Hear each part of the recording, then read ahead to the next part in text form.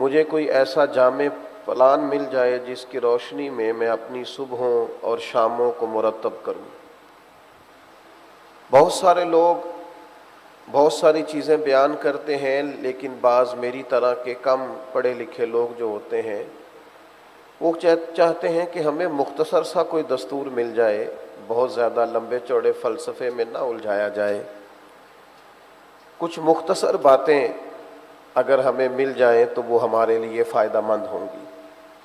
نبی کریم صلی اللہ تعالی علیہ وسلم کی عالی مرتبت بارگاہ میں بھی صحابہ میں سے بعض نے عرض کیا کہ یا رسول اللہ صلی اللہ تعالی علیہ وسلم ایک بات ہمیں بتا دیں جس پر ہم زندگی گزار دیں۔ تو ہم نے بھی آج قرآن مجید کا ایک مقام جو ہماری صبحوں اور شاموں کو مرتب کرتا ہے، جو ہمارے دن اور رات میں ہمارا ذوق کیا ہونا چاہیے، طرز زندگی کیا ہونا چاہیے، دوسروں کے ساتھ تعلق کس طرح کا ہونا چاہیے، اسے بیان کرتا ہے۔ سورہ فرقان میں سے میں نے وہ آیات پڑھی۔ سب سے پہلے تو مسلمان کا، اللہ کے بندے کا دن کس طرح کا ہونا چاہیے، اسے اپنے اوقات کیسے گزارنے چاہیے۔ تو اللہ کریم نے قرآن مجید میں فرمایا وَعِبَادُ الرَّحْمَٰنِ الَّذِينَ يَمْشُونَ عَلَى الْأَرْضِ هَوْنًا، فرمایا جو رحمان کے بندے ہیں وہ زمین پر آہستگی سے چلتے ہیں۔ ان کا زندگی گزارنے کا طریقہ یہ ہے کہ ان کا انداز نہایت وزادار ہے، وہ بڑے دھیمے ہیں، بردبار ہیں، تحمل ہے، ٹھہراؤ ہے طبیعت میں، وہ زمین پر عاجزی کے ساتھ چلتے ہیں۔ وَإِذَا خَاطَبَهُمُ الْجَاهِلُونَ قَالُوا سَلَامًا، اور اگر جاہل ان سے مخاطب ہوتے ہیں، معنی یہ ہے کہ اگر جاہل انہیں کسی بات میں الجھانا چاہتے ہیں، بحث کرنا چاہتے ہیں تو قالوا سلاما، وہ کہتے ہیں بس سلام ہے، گویا وہ انہیں سلام کر کے گزر جاتے ہیں، اپنی زندگی میں جہلا سے الجھاؤ پیدا نہیں کرتے، زیادہ ان کی ابحاث نہیں ہوتی، زیادہ لوگوں سے الجھتے نہیں، ایک چلتے زمین پر آہستگی کے ساتھ ہیں۔ دوسرا، زندگی میں الجھاؤ نہیں پیدا کرتے، ہر جگہ جھگڑے نہیں کھڑے کرتے، یہ ان کا دن ہے، یہ ان کا دن گزارنے کا طریقہ ہے۔ اور ان کی رات کیسی ہے؟ وَالَّذِينَ يَبِيتُونَ لِرَبِّهِمْ سُجَّدًا وَقِيَامًا، وہ راتیں گزار دیتے ہیں اپنے رب کی بارگاہ میں سجدے کرتے ہوئے اور قیام کرتے ہوئے۔ ان کا دن اس طرح کا ہے کہ وہ زمین پر آہستگی سے چلتے، ان کا چلنا نہایت پروقار ہے، ان کی زندگی میں کسی قسم کا بھی انتشار دکھائی نہیں دیتا، الجھے ہوئے، بکھرے ہوئے اور بے یقینی کی گفتگو کرتے ہوئے اور وسوسوں کے غلبوں میں وہ لوگ وقت نہیں گزارتے، بلکہ وہ آہستگی سے۔ یہ جو تین چیزیں ایسی ہوتی ہیں، بعض نے 2 لکھی ہیں، بعض دانشوروں نے، مفسرین نے 3 بھی لکھی ہیں۔ 3 چیزیں انسان کی زندگی کے اندر بردباری پیدا کرتی ہیں۔ ایک، اگر وہ علم رکھتا ہو، بہت بردبار ہوتا ہے۔ علم جو ہوتا ہے یہ انسان کو بااعتماد کر دیتا ہے، جس کے پاس معلومات ہوتی ہیں وہ آدمی بردبار ہو جاتا ہے۔ اور دوسرا، اگر اللہ نے رزق حلال دیا ہو وسعت کے ساتھ تو یہ بھی انسان کی زندگی میں ٹھہراؤ پیدا کرتا ہے۔ اور تیسری بات ہمارے بزرگوں نے لکھی ہے، فرماتے ہیں وہ ان دونوں سے اہم ہے، وہ یہ ہے کہ جو لوگ مخلص ہوتے ہیں وہ بڑے ہی بردبار ہوتے ہیں، جن کے دلوں میں اخلاص ہوتا ہے، جو تصنع سے، ریاکاری سے بچتے ہیں، وہ بردبار ہوتے ہیں، زمین پر آہستگی سے چلتے ہیں۔ آج ہم دیکھتے ہیں لوگوں کی طبیعتوں میں اضطراب ہے، ذہنی طور پر بکھرے ہوئے خیالات ہیں، نوجوان صبح کچھ کہتے ہیں، دوپہر کو ارادہ بدل دیتے ہیں، شام کو جو پروگرام طے کیے صبح اور اس پر استقامت ہی نہیں ہے، مزاج میں ٹھہراؤ نہیں، اطمینان نہیں۔ اپنی زندگی میں بردباری لانا، حوصلہ لانا، تھوڑا ٹھہراؤ پیدا کرنا، جلد بازی کرنے سے بہت سارے کام ویسے بگڑ جاتے ہیں. جلد بازی اگر کرنی بھی ہے تو فاستبقوا الخیرات، نیکیوں میں آگے بڑھیں، ایک دوسرے سے یہ والی جلد بازی کریں. باقی تو اسلام نے کہا ہے دنیاوی معاملات کے اندر ٹھہراؤ پیدا کریں، بردباری پیدا کریں، آپ کے چلنے میں وقار ہو، آپ کے طرز زندگی کے اندر ٹھہراؤ ہو، آپ نہایت متانت اور سنجیدگی کے ساتھ وقت گزاریں. میں آپ کی خدمت میں یہ عرض کروں گا، اس وقت ہمارے معاشرے کو جن چیزوں کی نہایت زیادہ ضرورت ہے ان میں سے ایک اہم چیز سنجیدگی ہے. بہت سارے لوگوں کا غیر سنجیدہ رویہ وہ باعث تکلیف ہے، ان کے اپنوں کے لیے بھی، ان کے کاز کے لیے بھی، وہ جس مشن پر کام کر رہے ہیں اس مشن کے لیے بھی. سنجیدگی، وقار، وزاداری، یہ انسان کی طبیعت کو پروقار کر دیتی ہے. بہت زیادہ ہنسنا اور بہت زیادہ الجھنا اور بہت زیادہ گفتگو کرنا، یہ چیزیں انسان کے لفظوں کو، جملوں کو، اس کی طبیعت کو بے وقت کر دیتی ہیں، انسان کی قیمت نہیں رہتی. تو اپنی طبیعت کے اندر وزاداری پیدا کی جائے، ٹھہراؤ پیدا کیا جائے، وقت دیا جائے. آپ کو پتہ ہے قرآن مجید میں کم و بیش 100 مرتبہ صبر کا ذکر آیا ہے. احادیث، آثار اور روایات کو جمع کیا جائے تو علماء نے لکھا ہے 500 مرتبہ اللہ کے محبوب علیہ السلام نے اپنی امت کو صبر کا سبق دیا ہے. اور حضرت مولا علی شیر خدا کرم اللہ تعالی وجہہ الکریم ان ساری باتوں کو جمع کر کے فرماتے ہیں جو انسانی وجود میں سر کا مقام ہے نا، وہی دین میں صبر کا مقام ہے. صبر کا مطلب یہ ہوتا ہے کہ آپ کے اندر خوش تدبیری آئے، آپ اچھی منصوبہ بندی کے ساتھ آگے بڑھیں، آپ کے اندر حوصلہ ہو، آپ کسی چیز کے اندر بھی بڑی جلدی الجھ نہ جائیں. دنیا میں بہت سارے لوگ اس لیے ناکام ہو جاتے ہیں کہ ان کا مخالف ایک جملہ صرف ان کے لیے کہتا ہے، ایک جملہ، اور وہ بیچارے اتنے الجھ جاتے ہیں کہ اپنے سارے کام ہی ان کے رہ جاتے ہیں. اس ایک بات کو لے کر وہ بیچارے اتنے زیادہ پریشان ہو جاتے ہیں، اتنے جذباتی ہو جاتے ہیں کہ سارے دن کی پریشانی اوڑھ لیتے ہیں، کئی کئی ہفتے اسی بات کو سوچتے رہتے ہیں. تو لوگ تو آپ کی کمزوری ڈھونڈ لیں گے، بس وہ ایک بات کر دی، آپ الجھ گئے اور آپ کا مخالف تو آگے نکل گیا. اپنی زندگی میں صبر پیدا کریں، حوصلہ پیدا کریں، خوش تدبیری پیدا کریں. اور پھر وَإِذَا خَاطَبَهُمُ الْجَاهِلُونَ قَالُوا سَلَامًا، اگر جاہل کبھی مخاطب ہونا تو اس کا علاج یہ نہیں ہوتا اس سے بحث کی جائے، اس کا علاج ہوتا ہے اسے سلام کیا جائے. اور ویسے بھی عام آدمی کو تو الجھاؤ ویسے بھی نہیں پیدا کرنا چاہیے. احقاق حق کے لیے کبھی مناظرہ کریں گے تو علماء کریں گے، اس کی ضرورت پیش آتی ہے کبھی گفتگو کی، مکالمہ کی، لیکن وہ لوگ کریں گے جو اس معاملے کے اندر مہارت رکھتے ہیں. ہم کیا کرتے ہیں؟ ہم ہر جاہل آدمی سے الجھتے ہیں. وہ خدا کے بندے تیرا معیار ہی نہیں ہے تو کس سے بات کر رہا ہے؟ وہ درویشوں نے ایک بات لکھی ہے کہ ایک دفعہ گھوڑے اور گدھے کی بحث ہو گئی تھی. گھوڑا کہتا تھا کہ آسمان کا رنگ نیلا ہے اور گدھا کہتا تھا کالا ہے. وہ کئی گھنٹے بحث ہوتی رہی. اب وہ گدھا ماننے کو تیار ہی نہیں تھا، حالانکہ آسمان کا رنگ نیلا ہوتا ہے، پر گدھا تھا، مانتا ہی نہیں تھا. اب وہ جب بڑی طویل ہو گئی بحث اور بڑا عروج پکڑا بحث نے، تو طے یہ پایا کہ بادشاہ کے پاس چلتے ہیں، اس سے فیصلہ لیتے ہیں. شیر جنگل کا بادشاہ تھا. گھوڑا گدھے سے کہنے لگا چلو بادشاہ سے فیصلہ کراتے ہیں. اب دونوں آ گئے یہاں. بادشاہ نے ان دونوں کی گفتگو سنی. گھوڑا کہنے لگا بادشاہ سلامت، آسمان کا رنگ کیا ہے؟ کہا نیلا ہے. کہا کئی گھنٹوں سے اس گدھے کو سمجھا رہا ہوں، یہ مانتا ہی نہیں، ضد پہ ہے. کہتے اس کا رنگ تو سیاہ ہے، کالا ہے. تو بادشاہ نے اب فیصلہ دیا. بادشاہ سلامت فرمانے لگے کہ بات بھی گھوڑے کی ٹھیک ہے، لیکن عمر قید کی سزا بھی گھوڑے کے لیے ہے. تو وہ کہنے لگا بات بھی میری ٹھیک ہے اور سزا بھی مجھے. وہ کہنے لگا سزا اس لیے نہیں دی کہ تمہاری بات ٹھیک ہے یا غلط ہے، سزا تو اس بات کی ہے کہ تم نے گدھے سے ہی بحث شروع کر دی ہے. تم نہایت نادان آدمی ہو، گدھے سے بحث کرتے ہو، تمہیں تو سزا ہونی چاہیے۔ وَإِذَا خَاطَبَهُمُ الْجَاهِلُونَ قَالُوا سَلَامًا، کیا عظیم ارشاد ہے قرآن پاک کا۔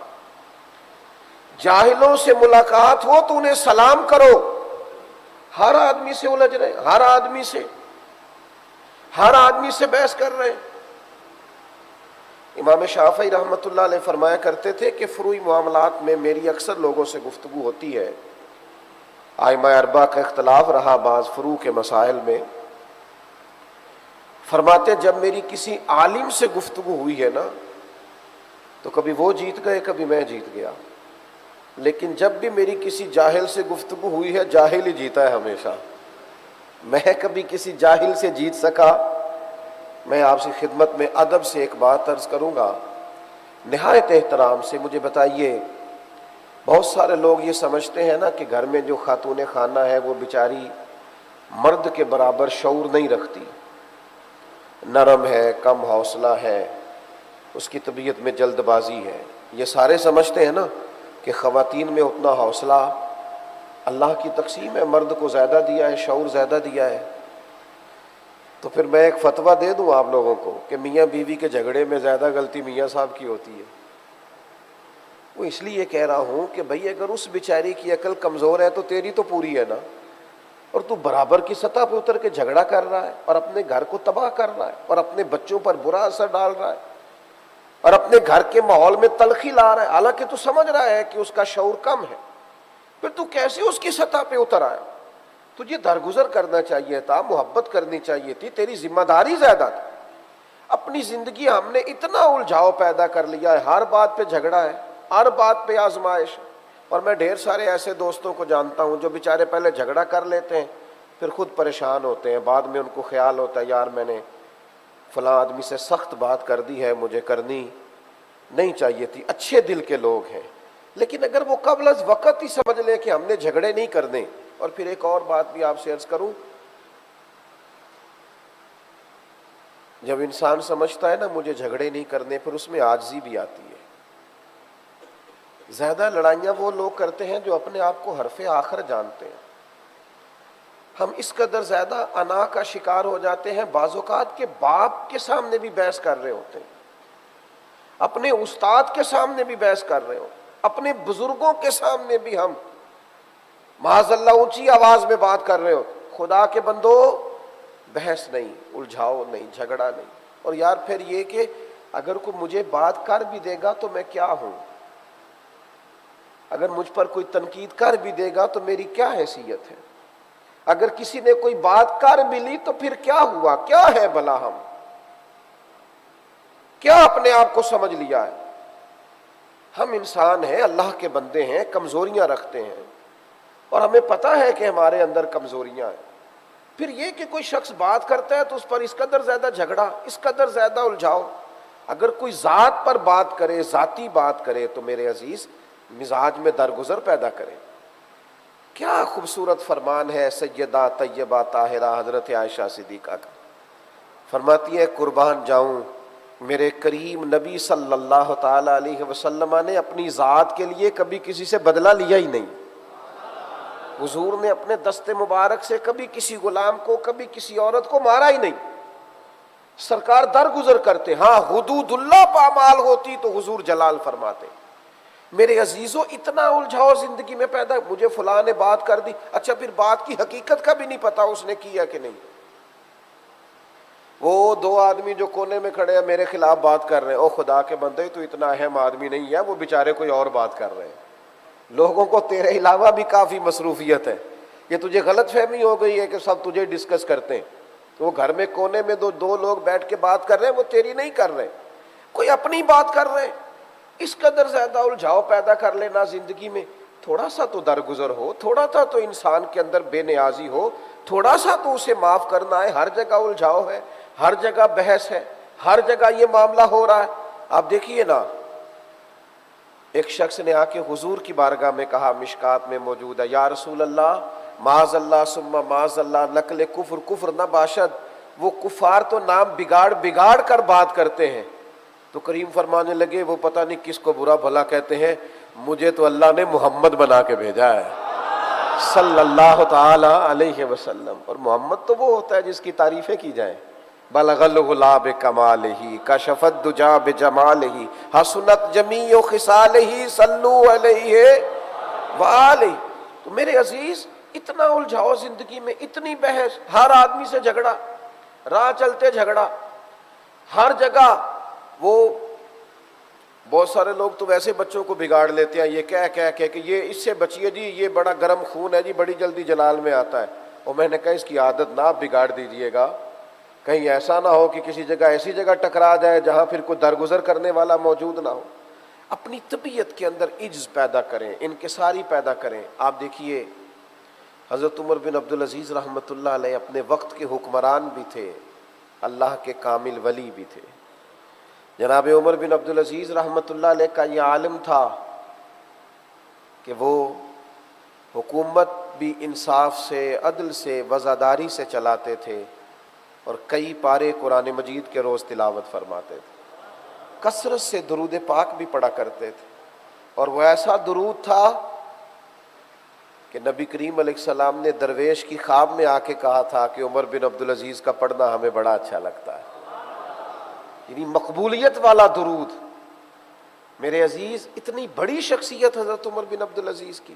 ایک دن گلی سے گزر رہے تھے، رات کا ٹائم تھا، اور امیر ہے وقت کے، حکمران ہے. تو اس زمانے میں لوگ لکڑی کے جوتے استعمال کرتے تھے. جناب عمر بن عبدالعزیز گزر رہے تھے تو ایک بزرگ فٹ پاتھ پہ سو رہے تھے. تو چلتے چلتے ان کے پیر پر آپ کا پیر آ گیا. اب اچانک اس طرح کسی شخص سے ٹکر ہو جاتی ہے نا، آپ کی موٹر بائک کسی سے لگ گئی، یا اچانک کسی شخص کے ساتھ آپ کا اس طرح سے آمنا سامنا، تو لوگ فوراً کہتے ہیں آپ اندھے ہیں. یہی جملہ بولا جاتا ہے نا. تو حضرت عمر بن عبدالعزیز کا پیر بھی بزرگ کے پیر پہ آ گیا، تو وہ اٹھے چونک کر، کہنے لگے اندھے ہیں آپ؟ تو وہ جو سپاہی ساتھ تھے نا، دو چار، انہوں نے تلواریں میان سے باہر نکال لی. یہ جو کیتلی ہوتی ہے یہ چائے سے ہمیشہ زیادہ گرم ہوتی ہے. انہوں نے تلواریں فٹافٹ نیام سے باہر نکالی. تو وہ شخص کہتا ہے آپ اندھے ہیں؟ تو حضرت عمر بن عبدالعزیز بڑے بردباری سے، یہ انداز دیکھیے، بڑے تحمل سے اور تھوڑا سا مسکرا کے فرمانے لگے نہیں بزرگوں، میں اندھر نہیں ہوں، اللہ کے فضل سے مجھے نظر آتا ہے. اب وہ جو ساتھ تھے لوگ، انہوں نے تو تلواریں نکالی ہوئی ہیں، وہ تو گردن اڑانا چاہتے ہیں. تو حضرت فرمانے لگے تمہیں کیا ہوا بھائی؟ کہا جناب یہ گستاخ ہے. فرمایا کیوں، کیا ہوا؟ کہا اس نے آپ کو اندھا کہا ہے. آپ فرمانے لگے نہیں، انہوں نے تو نہیں کہا. کہا جناب کہا ہے. فرمانے لگے نہیں کہا، حضور کہا ہے. فرمایا بابا جی تم سے بات کر رہے تھے مجھ سے کر رہے تھے؟ کہا بات تو آپ سے کر رہے تھے. تو فرمانے لگے انہوں نے تو ایک سوال پوچھا ہے، انہوں نے پوچھا ہے آپ اندھے تو نہیں؟ تو میں نے کہہ دیا مجھے نظر آتا ہے، اس میں جھگڑے والی کون سی بات ہے؟ تو ایک سادی سی بات ہے نا بھائی. انہوں نے پوچھا ہے آپ اندھے تو نہیں؟ تو میں نے کہا نہیں مجھے. تو اس میں جھگڑے والی کون سی بات؟ ہم نے تو ہر بات کو جھگڑا بنا لیا ہے، ہم نے تو ہر بات کو الجھاؤ بنا لیا، ہم نے تو ہر چیز میں اس طرح کی طبیعت بنا لی ہے. آپ یقین کریں کوئی لمبی بات نہیں ہوتی جب لوگ طلاق کا مسئلہ پوچھنے آتے ہیں اور وجہ نزاع پوچھی جائے کہ میاں بیوی کے درمیان کون سا ایسا جھگڑا ہوا کہ بات طلاق تک پہنچی، تو کچھ بھی نہیں بتا پاتے، کوئی خاص بات نہیں ہوتی. بس دو لوگ جھگڑے، انا جیت گئی، رشتہ ہار گیا. چھوٹے چھوٹے بچے ہیں، ان کو جب پتہ چلتا ہے کہ اب باپ کہیں رہے گا، ماں کہیں رہے گی، ان کے آنسو ہے کہ دیکھے نہیں جاتے. اب یہ ماں باپ کے ہوتے ہوئے یتیموں جیسی زندگی گزاریں گے؟ اب یہ ماں باپ کے ہوتے ہوئے کسی سے کہیں گے کہ ہمیں کھانا پکا دیں؟ لیکن اس طلاق کے بیچ کبھی ڈھونڈ کے دیکھ لو نکلے گا کیا؟ جھگڑا، انا، بحث، بلا وجہ کی تکرار. نہ وہ بیٹی یہ بات سمجھنے کو تیار ہے کہ میرا گھر ٹوٹ رہا ہے، میں اپنے اندر حوصلہ پیدا کروں، نہ وہ بیٹا یہ بات سمجھنے کو تیار ہے کہ میرے بچے کہاں جائیں گے. لیکن ہم نے توڑ دیا سارا کچھ، الجھ گئے ہم. ایک بات ہی تو کی تھی بحث میں ابا جی سے ایک بات ہی، ایک جملہ ہی تو کہا تھا کہ ابا جی اب آپ بھی تو کچھ خیال کیا کریں نا، آپ کی بھی تو توجہ دوسری جانب زیادہ رہتی۔ سو نہیں پایا بیچارہ باپ، کئی راتیں روتا رہا، یار میں نے تو تیرے نام زندگی لگا دی ساری، پردیس کی خاک چھانی، جگہ جگہ گیا کہ میرے بچوں، اور تو نے بحث میں یہ بھی نہیں دیکھا کہ سامنے کون ہے۔ ایک لفظ ہی کہا تھا اماں کو کہ اماں بس دوسروں کو بھی کام بتا لیا کریں، اب ساری ذمہ داریاں میری ہیں، میں ایک جملہ ہی تو کہا تھا۔ ٹوٹ گئی ماں بیچاری، تکیہ بھر گیا آنسوؤں سے، تکلیف میں وقت گزارا۔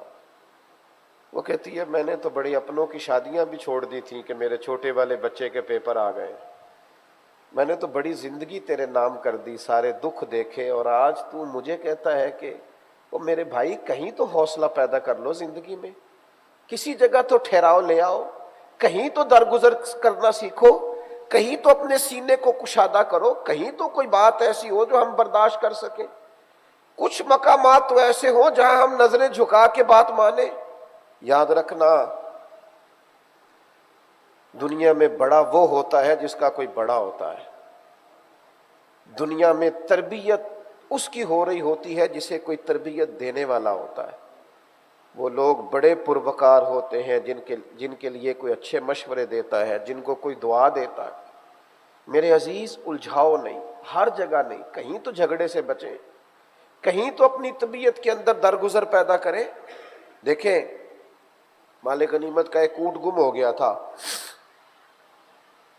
حضرت فاروق اعظم رضی اللہ تعالیٰ عنہ اس کی تلاش میں نکلے ہوئے ہیں، ادھر ادھر گھوم رہے ہیں۔ ایک شخص نے کہہ دیا اب کون عمر، 24 لاکھ مربع میل پہ جو حکومت ہے وہ تو اپنی جگہ، لیکن عمر وہ ہے کہ محبوب کریم فرماتے ہیں عمر کی زبان پر اللہ نے حق جاری فرما دیا ہے۔ حضور علیہ الصلوۃ والسلام فرماتے ہیں اسے گویا عمر نے گمراہ کیا ہونا ہے، سرکار فرماتے ہیں جدھر سے عمر گزرے شیطان رستہ ہی بدل جاتا ہے، ان کے پاس تو خیر ہی آتی ہے، خیر، یہ معاذ اللہ کیسے کسی اور راستے جائیں گے، شیطان تو وہ راہ چھوڑ جاتا ہے جہاں سے جناب عمر گزرے۔ اتنا بڑا آدمی، لیکن کسی جگہ بھی انہوں نے کبھی خود سے گمان نہیں کیا کہ میں بہت بڑا ہوں۔ ہم تو خود بخود اپنی شان بنا لیتے ہیں نا، میں بھی کچھ ہوتا ہوں، میری بھی کوئی عظمت ہے، ماں جناب کی بھی بڑی شان ہے، خود بخود ہی کسی نے کسی زاویے سے ہم نے کہیں نہ کہیں اپنے آپ کو کچھ نہ کچھ بنا کے پیش کر دیا۔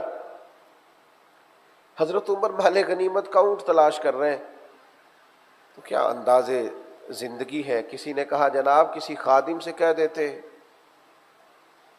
کسی غلام سے فرما دیتے، تو بات سن کے جناب عمر رک گئے، 2-3 ٹھنڈی آہیں بھری اور فرمانے لگے مجھ سے بڑھ کر غلام کون ہے، میں بھی تو غلام ہی ہوں، میں بھی تو اللہ کا عاجز بندہ ہوں، رسول رحمت علیہ السلام کا غلام ہوں۔ تو وَإِذَا خَاطَبَهُمُ الْجَاهِلُونَ قَالُوا سَلَامًا، جب کوئی ایسا شخص مخاطب ہوتا ہے تو یہ سلام کر کے گزر جاتے ہیں۔ ایک تو عاجزی سے چلتے ہیں، انکساری سے چلتے ہیں، آہستگی سے چلتے ہیں، وزاداری سے چلتے ہیں، اور دوسرا الجھاؤ نہیں، جھگڑا نہیں۔ نبی پاک علیہ الصلوۃ والسلام نے فرمایا جو حق پر ہونے کے باوجود جھگڑا چھوڑ دے، جھگڑا، میں اسے جنت کے کناروں کی ضمانت دیتا ہوں، ضمانت دیتا ہوں اسے جنت کے کناروں۔ کہیں تو میرے عزیز جھگڑا چھوڑیں۔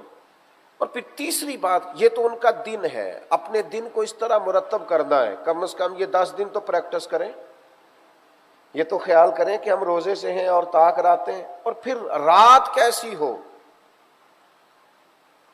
والذین یبیتون لربہم سجدا وقیاما، فرمایا وہ راتیں گزار دیتے ہیں اپنے رب کی بارگاہ میں سجدہ کرتے ہوئے اور قیام کرتے ہوئے۔ ویسے اسلام رہبانیت کی بات نہیں کرتا، منع کرتا ہے۔ نبی پاک علیہ السلام نے بھی یہی درس دیا کہ تمہاری آنکھ کا بھی تم پر حق ہے، تمہارے جسم کا بھی تم پر حق ہے، تمہارے گھر والوں کا بھی تم پر حق ہے۔ لیکن میرے عزیز چلے کبھی تو کوئی رات ایسی آئے کہ جب انسان کہے کہ بڑی راتیں تھیں جو دوستوں کے ساتھ گزار لی، سیر میں گزار لی، فلاں جگہ گزار لی، فلاں جگہ آتے جاتے گزر گئی، کوئی رات تو ہو جو خالص اللہ رسول کی بارگاہ میں گزر جائے۔ اور اگر اللہ تعالی مہربانی فرمائے تو انسان تنہا ہو، اس کے پاس اس کا مصلی ہو، سجدوں کا ذوق ہو، مجھے سوز دے، مجھے ساز دے، مجھے نیم شب کا نیاز دے، اور دم سجدہ میں خود کو ہی توڑ دوں، مجھے ایسا ذوق نماز دے۔ انسان کی پوری طبیعت لگ جائے۔ یہ جو سجدہ ہوتا ہے نا، عبادت ہوتی ہے، یہ بندے کو طاقتور کرتی ہے۔ آپ جیسے ہی اللہ اکبر کہہ کے رب کی بارگاہ میں کھڑے ہو جاتے ہیں، آپ کو کچھ ایسی روحانیت نصیب ہوتی ہے کہ ذہن، طبیعت، روح، آنکھیں، دل مضبوط ہونا شروع ہو جاتا ہے۔ اور جب آپ سجدے کی کیفیت میں جاتے ہیں، پھر تو گویا پوری عاجزی کرتے ہیں رب کی بارگاہ میں کہ مالک میں نے پیشانی بھی رکھ دی تیرے حضور، جھکا دیا میں نے اپنے آپ کو، تو عظمتوں والا ہے، میں تیرا عاجز بندہ ہوں۔ میرے بھائی، یہ جو عبادات ہوتی ہیں، یہ جو انسان اللہ کی بارگاہ میں جاتا ہے، لیکن شرط یہ ہے کہ وہ جائے ذرا توجہ کے ساتھ۔ میں دوستوں سے کہا کرتا ہوں کہ نماز میں موبائل سائلنٹ نہیں کریں، بند کریں، کیونکہ یہ جو سائلنٹ ہوتا ہے یہ بھی توجہ تقسیم کرتا ہے۔ اس کو چھوڑ دیں، یا تو نماز کے لیے آئیں تو کچھ دیر کے لیے گھر چھوڑ دیں، گاڑی میں چھوڑ دیں، یا کم از کم جیب میں ہو تو بند کر کے اس کو آپ نماز ادا کریں۔ ورنہ یہ اگر سائلنٹ بھی ہوگا تو پھر بھی یہ حرکت کرے گا تو اس سے بھی خلل پیدا ہوگا۔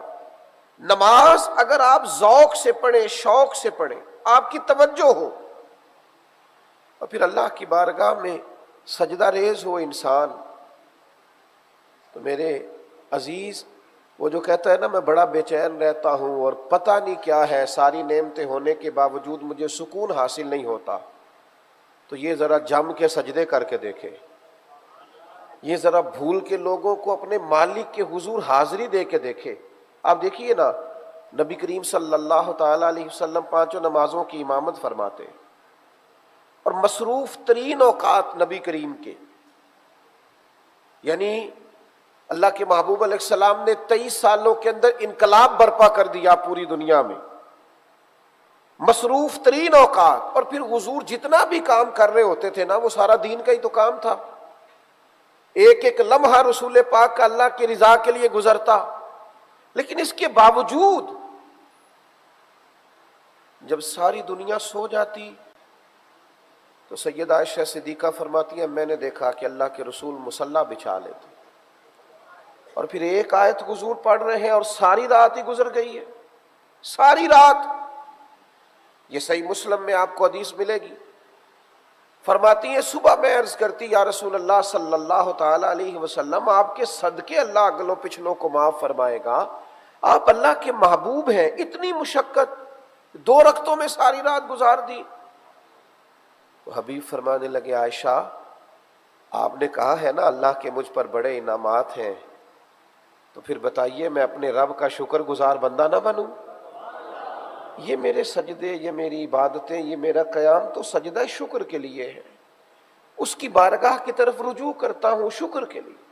میرے عزیزو، دنیا میں سب سے طاقتور وہ شخص ہوتا ہے جس کا مصلی آباد ہوتا ہے، اسے اللہ سے خیر مانگنی آتی، اللہ سے مدد مانگنی آتی۔ آپ دیکھیے، سورج چاند کو گرہن ہوتا تھا تو حضور نماز پڑھتے تھے، بارشیں نہیں ہوتی تھی تو نماز پڑھتے تھے، کہیں کو مشکل آ جاتی تو حضور نماز پڑھتے، حتیٰ کہ جنگوں میں حضرت سیدنا صدیق اکبر رضی اللہ تعالیٰ عنہ ارشاد فرماتے ہیں کہ حضور نے بدر کے دن صفیں سیدھی کرائیں، اپنی اپنی جگہ پہ لوگوں کو تعینات فرمایا، اور کفر کا حال یہ تھا کہ وہ اونٹ ذبح کرتے رہے، گوشت بھون بھون کے کھاتے رہے،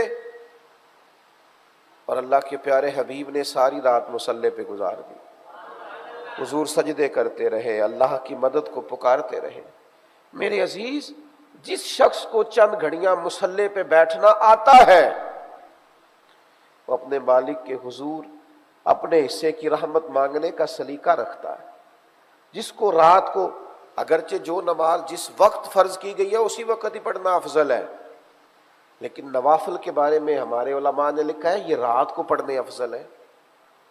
آپ دیکھیے بالکل ساتھ گھر تھا نبی کریم علیہ السلام، لیکن سیدہ عائشہ صدیقہ فرماتی ہے حضور گھر میں نماز پڑھتے ہیں، دروازہ مسجد شریف میں کھلتا ہے.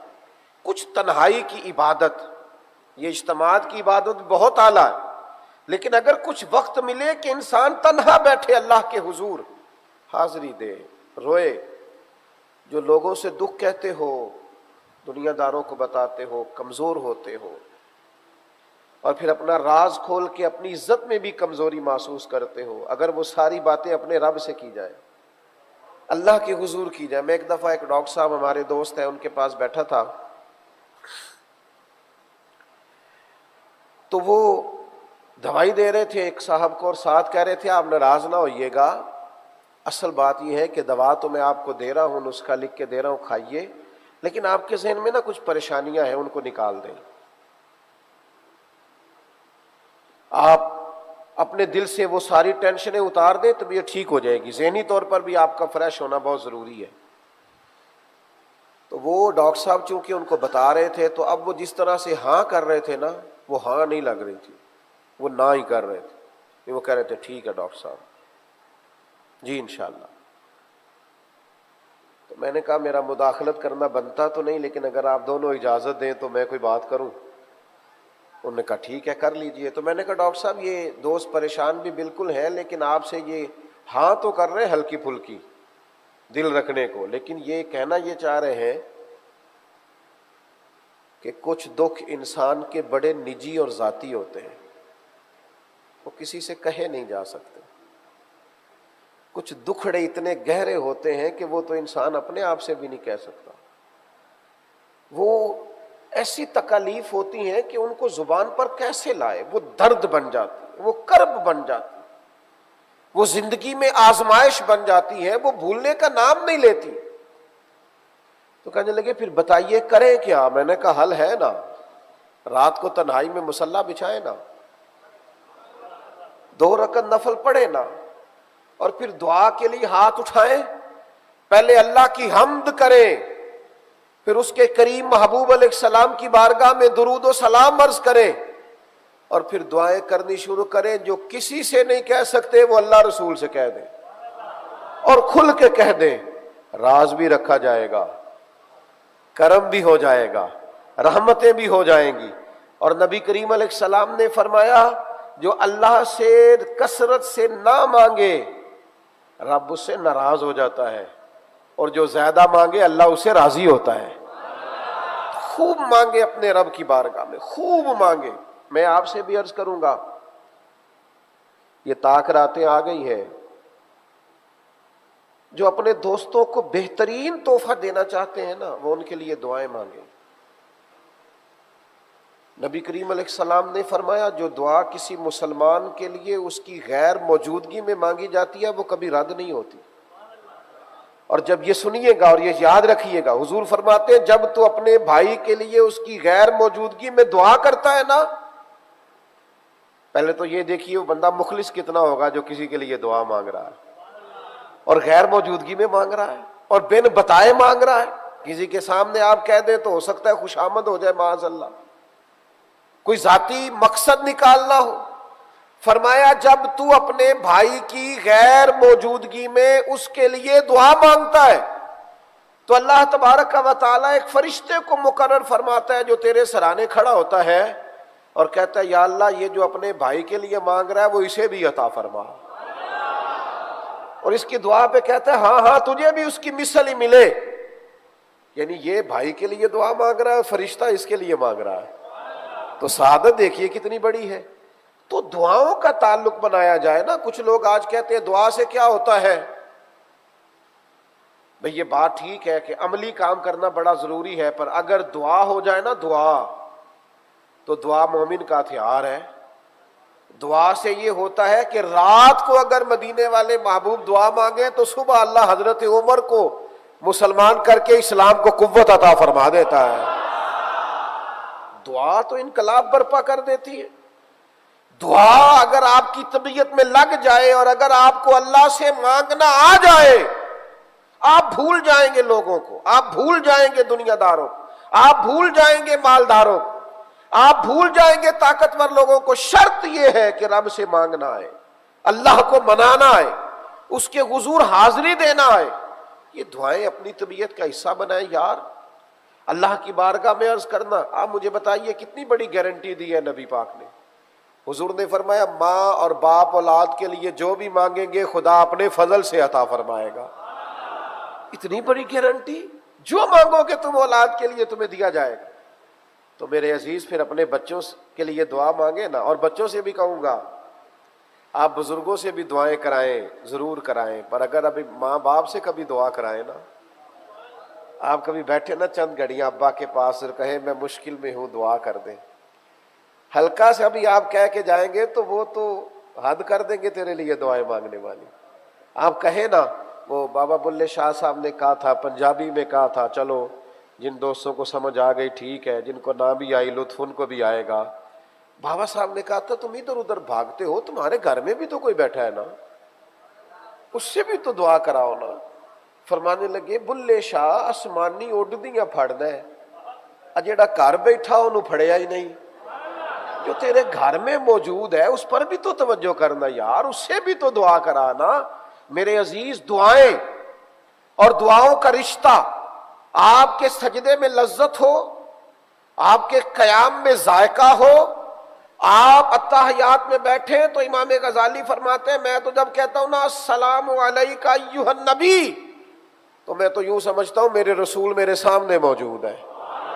نبی کریم علیہ السلام کی بارگاہ میں سلام کریں، اور پھر جب آپ تکمیل نماز کریں، پھر جب آپ دعا کے لیے ہاتھ اٹھائیں، تو میرے بھائی جو اللہ نے ہمیں نصیب دیا ہے اپنے فضل سے کہ رات بھی رمضان کی ملے اور آخری عشرے کی ملے اور طاق ملے، اور پھر اللہ ہمت دے، صحت دے اور مسجد آنے کا موقع عطا کرے، تو پھر ای سعادت بزور بازو نے ستانہ بخشندہ خدائے بخشند، تو یہ تو بہت بڑی سعادت ہے، یہ تو بہت بڑی نعمت ہے۔ اگر اللہ کسی کو عطا کرے تو عبادت کا ذوق بنائے، دعا کا، اور اپنی اولاد کو بھی، اپنے بچوں کو بھی، آنے والی نسل کو بھی، ان کو بھی تھوڑا سا پابند کریں۔ آپ دیکھیے سیدہ طیبہ طاہرہ حضرت فاطمہ الزہرا رضی اللہ تعالی عنہا، وہ تو بڑی عبادت گزار تھیں، بچپن سے ہی اللہ تعالیٰ نے انہیں بڑا نوازا ہے، لیکن آپ فرماتی ہیں سحری کا وقت تھا،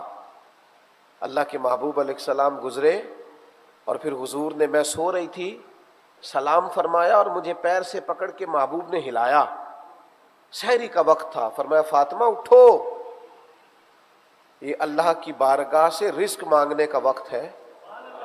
یہ ہماری تعلیم کے لیے محبوب نے فرمایا کہ اپنی اولادوں کو کیسے تربیت کرنی، فرمایا یہ وقت ہے اللہ سے رزق مانگنے کا، اللہ اس وقت اپنے بندوں کو رزق دیتا ہے، اٹھو اور اللہ سے رزق مانگو۔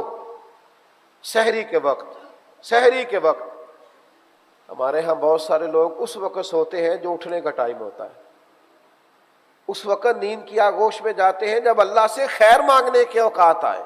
سحری کا وقت ہو، انسان بیدار ہو، اپنے رب سے مانگے اور خوب مانگے، اور اس کی بارگاہ کے اندر حاضری پیش کرے اور اللہ کی بارگاہ سے دعا مانگے۔ یہ مزاج ہمارا ہونا چاہیے، اپنی طبیعت کو اس طرف لانا چاہیے۔ آپ بہت زیادہ ڈپریشن سے، انزائٹی سے بچیں گے اگر دعاؤں کا تعلق قائم ہو جائے، اللہ کے حضور حاضری کا یہ لطف اگر نصیب ہونے لگے تو بہت ساری چیزوں سے انسان ویسے بچتا ہے۔ میں دیکھتا ہوں کہ ہمارے زمانے کے اندر ایک بہت بڑا طبقہ ہے جو بلا وجہ کی پریشانی کا شکار ہے، کوئی خاص ایسا مسئلہ نہیں ہے، لیکن ذہنی دباؤ اور الجھاؤ نہیں جاتا، طبیعت سے فکری انتشار دور نہیں ہوتا۔ اللہ سے مدد لینے کی ضرورت ہے، دروازہ رسول رحمت پر حاضری کی ضرورت ہے۔ اپنی طبیعت کو تھوڑا مائل کریں، تھوڑا عبادت کا ذوق بنائیں، کچھ درود و سلام کا ذائقہ بنائیں، تھوڑا سا کٹیں، تھوڑی تنہائی ہو، انسان اس کا مصلی تھوڑا آباد ہو، وہ اللہ کے حضور حاضر ہو۔ حضرت عبداللہ ابن عمر رضی اللہ تعالیٰ عنہ فرماتے ہیں مغرب کی نماز ہم نے پڑھی اور کچھ لوگ چلے گئے اور ہم لوگ بیٹھے رہے کہ چلو عشاء کی نماز پڑھ کے ہی جائیں گے۔ فرماتے ہیں تھوڑی دیر گزری تو اللہ کے حبیب تشریف لے آئے، حضور فرمانے لگے یہاں بیٹھے ہو؟ عرض کی حضور سوچا عشاء پڑھ کے جائیں گے۔ فرمایا تم یہاں بیٹھے ہو اور رب فرشتوں کے سامنے تم پر فخر فرما رہا، جو اس کی شان کے لائق ہے. یعنی عبادت کے لیے بیٹھنا، مسجد میں بیٹھ جانا، حاضری دینا اللہ کے گھر کی، اتنا بڑا کام ہے کہ اللہ تبارک و تعالیٰ فرشتوں کے سامنے اس شخص کا ذکر فرماتا ہے. اپنے دل کو تھوڑا سا لگایا جائے، دعا کا ذوق بنایا جائے، اپنے بچوں کی طبیعت اس طرف مائل کی جائے، اپنے دوستوں کو شوق دلایا جائے. اکٹھا کھانے کی بھی تو بھائی ہم دعوت دے ہی لیتے ہیں نا. اگر کہا جائے آؤ نا اکٹھے بیٹھے، چلو آج اکٹھے مسجد میں چلیں، اللہ کی بارگاہ میں حاضری دیں. یہ 3 چیزیں جو آپ کی خدمت میں عرض کی ہیں، بات ختم کرنے سے پہلے دہراتا ہوں. ایک تو طبیعت میں ٹھہراؤ لاؤ یار، تھوڑا حوصلہ لائیں. کبھی آپ کو ڈاکٹر یہ نہیں بتائے گا کہ یہ گولیاں لے جاؤ، سارا پتا آج ہی کھا لینا ٹھیک ہو جاؤ گے. کبھی نہیں کہے گا کہ یہ سیرپ دیا ہے ایک ہی دم پینا ٹھیک. وہ کہے گا ایک گولی صبح لینا اور ایک شام لینا. 1 چمچ سیرپ کا پینا، فاقہ نہ ہوا تو ہفتے کے بعد دوبارہ آنا. تھوڑا ٹھہراؤ پیدا کرنا، رکنا، آہستہ آہستہ چیزیں بہتر ہوتی. تو اپنی زندگی میں حلم لائیں، آہستگی پیدا کریں. اور دوسرا، الجھنا چھوڑ دیں، بحثیں بلا وجہ کی چھوڑ دیں. نبی کریم علیہ الصلوۃ والسلام نے فرمایا وہ خوبصورت مسلمان ہے جو بے مقصد باتوں کو چھوڑ دے. خوبصورت اسلام ہے اس شخص کا جو بے معنی اور بے مقصد چیزوں کو چھوڑ دے.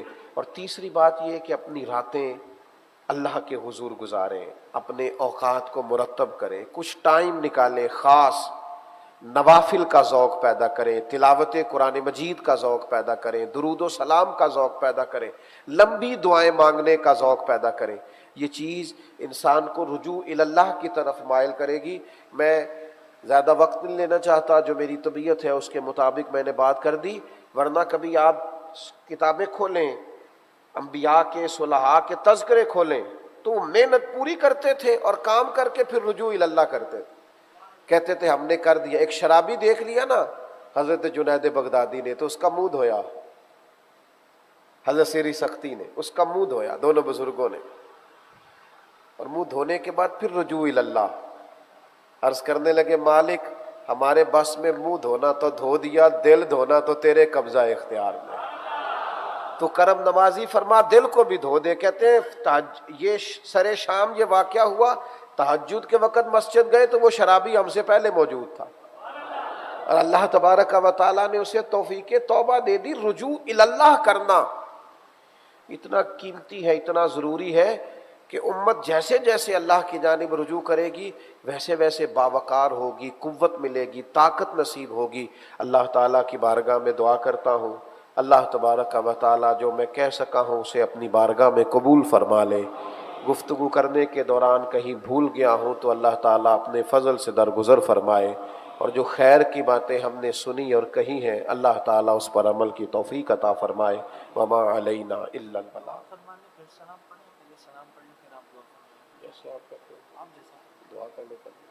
اللہم صلی علی سیدنا و مولانا محمد معدن الجود والکرم وعلی آلہ وصحبہ وبارک وسلم. اللہ کریم یہ مقدس رات ہے، اتنی بڑی تعداد میں مسلمان اس مسجد میں جمع ہیں. اللہ تعالی ہم سب کا یہاں جمع ہونا اپنی بارگاہ میں قبول فرما. مالک کریم ہمارے گناہوں کو معاف فرما، ہماری غلطیوں سے درگزر فرما. اللہ علم نافع اور عمل صالح کی توفیق عطا فرما، سجدوں کا ذوق عطا فرما، عبادتوں کا شوق عطا فرما، تلاوتوں کی لذت عطا فرما. اللہ وہ گناہ جو ہم سے بھول کر ہو گئے وہ بھی معاف کر دے، اور جو ہم نے شعور رکھتے ہوئے جان بوجھ کے کیے ہیں مالک وہ بھی معاف کر دے. جو غلطیاں ہمیں یاد ہیں وہ بھی معاف فرما دے.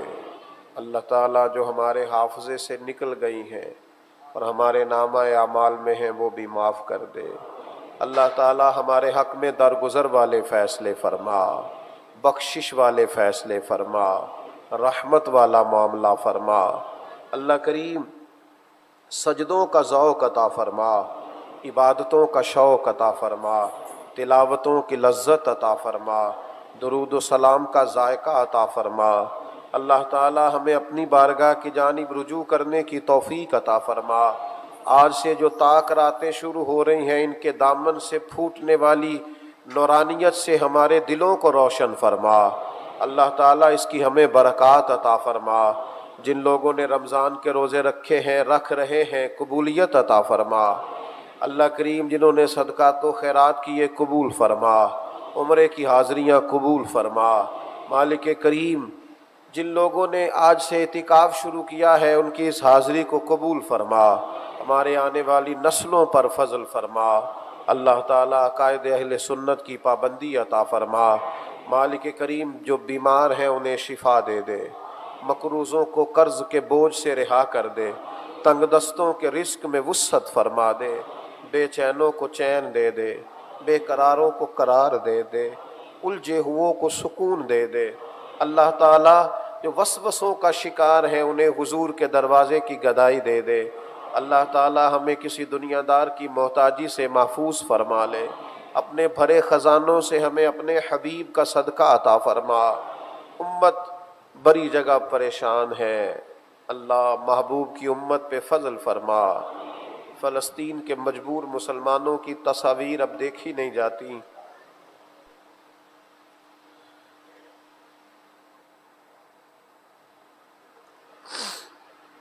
اللہ تعالیٰ ان کے حق میں فضل والے فیصلے فرما۔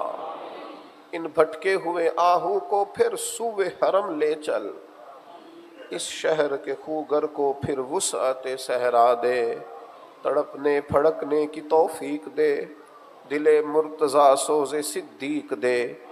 ہم سو جائیں یا مصطفیٰ کہتے کہتے، کھلے آنکھ صلی علی کہتے کہتے۔ اللہ ہمارے حال پہ رحمت کی نظر فرما، رحمت کی نظر فرما، امت کو پھر سے عروج عطا فرما۔ مالک کریم ہمارے سجدوں میں ذوق پیدا فرما دے، اللہ صبر و شکر کی توفیق دے، کامل جد و جہد کی توفیق دے، قناعت کی توفیق دے، خودداری اور عزت نفس عطا فرما دے۔ اللہ دنیا ہو یا آخرت ہو ہماری پردہ پوشی فرما، ہماری پردہ پوشی فرما۔ اللہ تعالیٰ اپنی رحمت کے گہرے اور گھنے سائے ہمیں عطا فرما۔ اللہ محبوب کریم کے دروازے کی گدائی عطا فرما۔ اللہ جو ہمارے بزرگ والدین خیش و اقارب دنیا سے رخصت ہو گئے، رمضان کے مقدس مہینے کا صدقہ ان کی قبروں کو ٹھنڈا اور روشن فرما۔ گزر جانے والوں کے حق میں رحمت والے فیصلے فرما۔ اب وہ تیرے کرم ہی کے حوالے ہیں، ان کے ساتھ درگزر والا معاملہ فرما، ان کی قبریں ٹھنڈی فرما، ان کے حال پہ رحم فرما۔ ہمارے جو بھائی یہاں اہتمام کرتے ہیں ان کے والد صاحب کے لیے بھی دعا ہے، اللہ ان پر خاص رحمت فرما، کرم نوازی فرما، آسانی فرما، ہماری مشکلات کو آسان فرما، ہمارے دکھوں کو دور فرما۔ جن گھروں میں جوان بیٹے بیٹیاں ہیں مناسب بندوبست فرما۔ اللہ جو کسی بھی حوالے سے پریشان ہیں یہاں تیرے گھر میں حاضر ہیں، اللہ تعالیٰ پریشانیاں دور فرما دے، آسانیاں فرما دے، آسانیاں فرما دے، ہمارے حال پہ رحم فرما دے، ہم سے درگزر فرما۔ مجھے سوز دے، مجھے ساز دے، مجھے نیم شب کا نیاز دے، میں دم سجدہ خود کو ہی توڑ دوں، مجھے ایسا ذوق نماز دے۔ میں تیری بہار کا پھول ہوں، میں کھلا بھی ہوں تو تیرے لیے، مجھے میری شاخ سے توڑ لے، مجھے اپنی زلف کا ناز دے۔ اللہم انا نسألک العفو والعافیۃ فی الدین والدنیا والآخرہ۔ کچھ دوستوں نے اپنے بچوں کے لیے دعا کرنے کو کہا ہے، اللہ تعالیٰ سب کی اولادوں پہ فضل فرما، بچوں کو نیک اور صالح بنا دے، والدین کا فرما بردار بنا دے، علم و عمل والا بنا دے۔ اللہ تعالیٰ ہم جتنی آرزویں تیری بارگاہ میں کر سکے قبول فرما، جو نہیں مانگ سکے بن مانگے ہمارا مقدر فرما۔